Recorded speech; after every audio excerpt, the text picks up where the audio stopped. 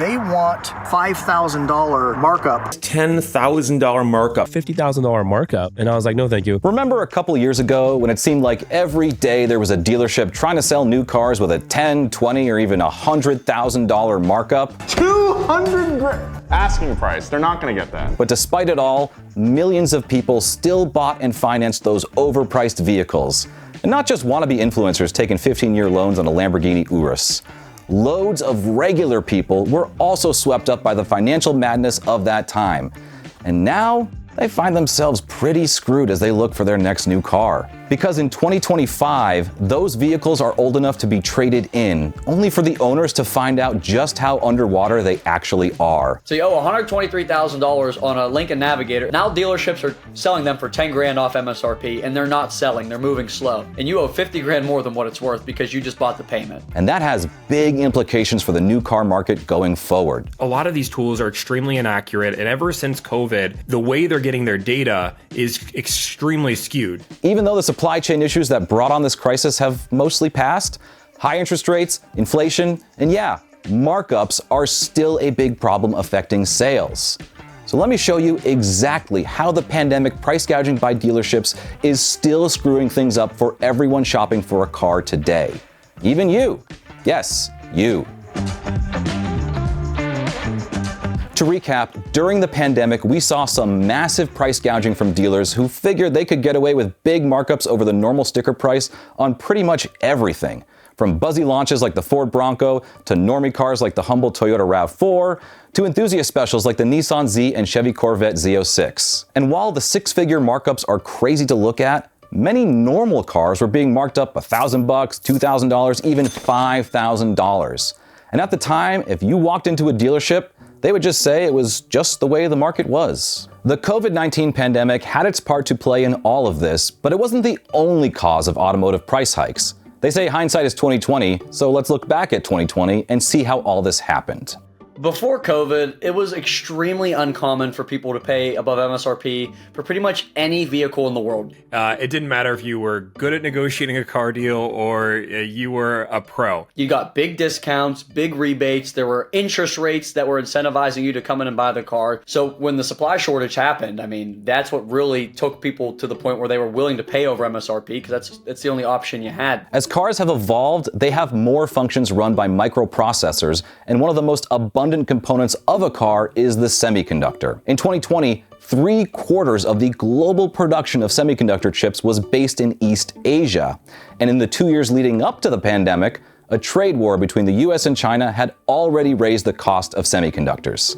Then, supply chains began to get stretched thin when fires broke out at several plants in Japan and droughts limited production in Taiwan. The beginning of stay-at-home orders in 2020 meant that these supply limitations weren't an immediate issue because no one was going out shopping for cars. This is back when we all thought we were in for 2 to 4 weeks of washing our hands extra vigorously. It was probably the best time in the world to buy a car. There was a small 3-month window where dealerships didn't have enough inventory, so they were paying a crazy amount for their trade, but they were panicking because they didn't know if anybody was going to buy because of this pandemic. So they were giving crazy discounts. But eventually, the market picked back up again. And by June of 2020, the inventory of new cars at dealerships had dropped nearly 30%. This is where the markups started. Classic supply and demand. Less inventory meant that dealers felt they could justify charging more per car and calling it a market adjustment. Before 2020, selling new cars for over MSRP was really uncommon for anything outside high-end, limited edition models like a Porsche 911 GT3. Now, the people who buy a car because they need one, not because they want one, were being asked to pay above MSRP for commuter cars and crossovers. Things were poised to stay expensive for a while. It'd be a really poor time for someone to Austin Powers a container ship in the busiest shipping route in the Northern Hemisphere. Despite this, people kept buying cars because that's how our economy works. So with chip shortages, limited production, and massive shipping delays, the new car inventory in the US had dropped 75% by October of 2021. Now, I want to address two things that were also a factor that we're not going to get in depth with here. One is all those stimulus checks and PPP loans that injected trillions of dollars into the economy, a lot of which ended up in people's pockets who were in a position to spend it on things that weren't emergency relief. Somebody gets thrown a lot of money, just like when somebody wins the lottery. They are not normally the most financially astute people. And the other, the big one, is inflation. Inflation is a larger issue than the car market, but rising car prices have both reflected and fed into inflation.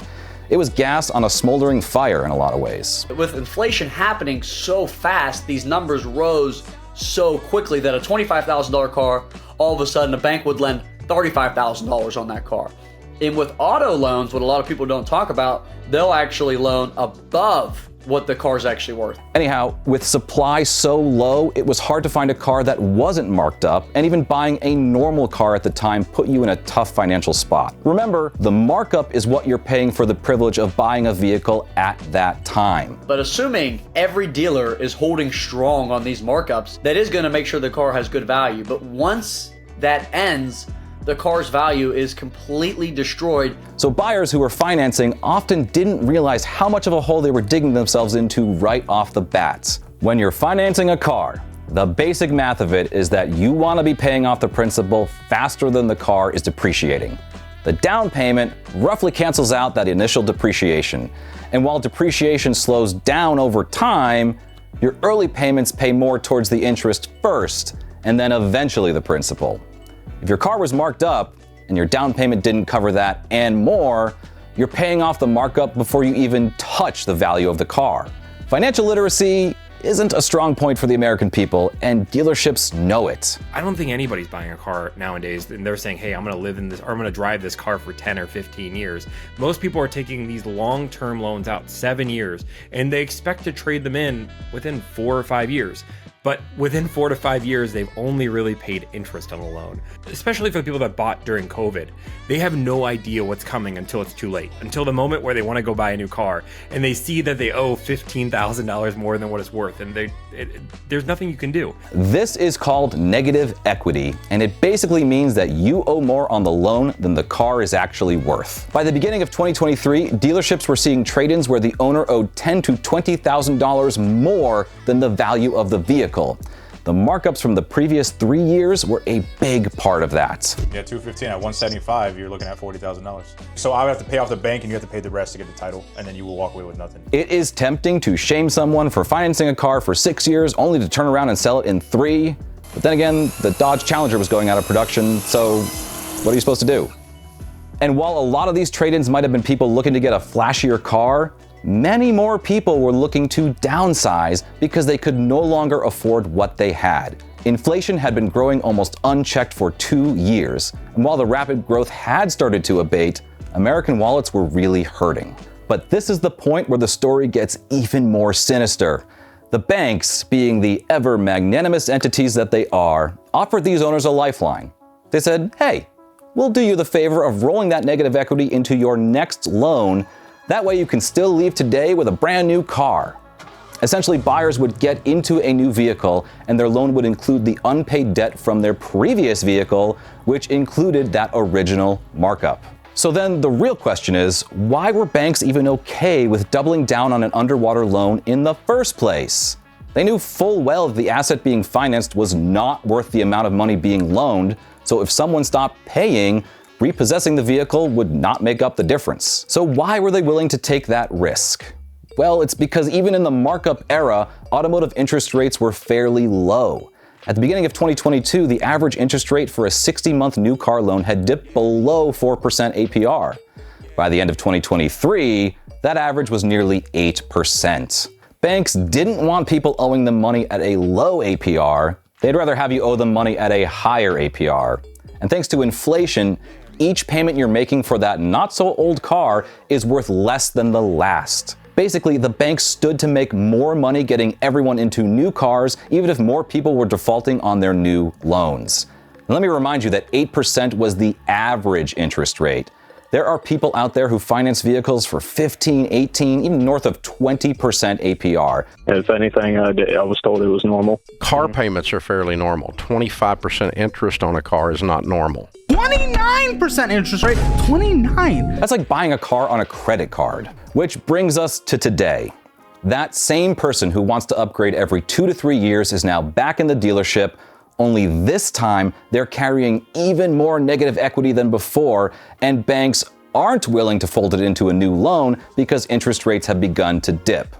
And I know, that guy, right? He's being an idiot. But here's the rub. This has put the whole market in a really bad spot. What happens when the dealerships start making all this money? The manufacturers get greedy too. What happened the next model year? Lincoln Navigator, for example. Base price goes up $10,000. What did they change on that vehicle? Absolutely nothing. They were like, if the dealers are going to get the 10 grand, we want to get the 10 grand. Automakers making huge profits and seeing their cars sell for way above sticker 4 to 5 years ago responded by moving their lineups towards luxury, raising prices and focusing on high-end cars. Now, as their next generation models are hitting dealerships, more expensive and feature-filled than ever before, the same buyers who previously stretched to buy something unaffordable just aren't there anymore. And there aren't nearly as many cheap models for them to fall back on either. It's all a game of advertising. They want to advertise that they have the cheapest possible car out there. So you go in, and then it's the ladder step approach where, well, of course we don't have this one, but we have this one right here. It's only a few $1,000s more. And then you step up in features and keep stepping up in features until they've spent an extra $10,000. Look, the worst examples of this are hopefully people getting what they deserve. But at the same time, there were plenty of normal people who got swept up in the doublespeak. The US is going through a real rough relationship with car payments at the moment, as the total outstanding debt from car payments is now over $1.6 trillion.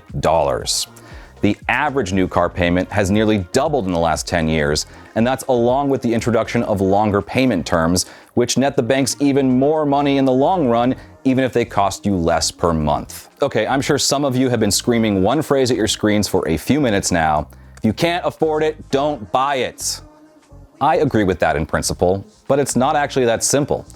Remember, this affected every new model. Even the used market completely ballooned when new cars moved out of most people's price range.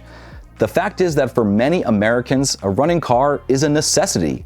And while the examples that prove my point in this video are all people living beyond their means, dealerships don't make it their job to educate buyers. The bar has been slowly and constantly moved on what is considered normal so that it's harder and harder to make a financially sound decision. Cars are one of the only depreciating assets that we finance, and auto loans are a $300 billion industry. I also think it would be really rich of me to say don't buy things you don't need when that's essentially what being a car enthusiast is.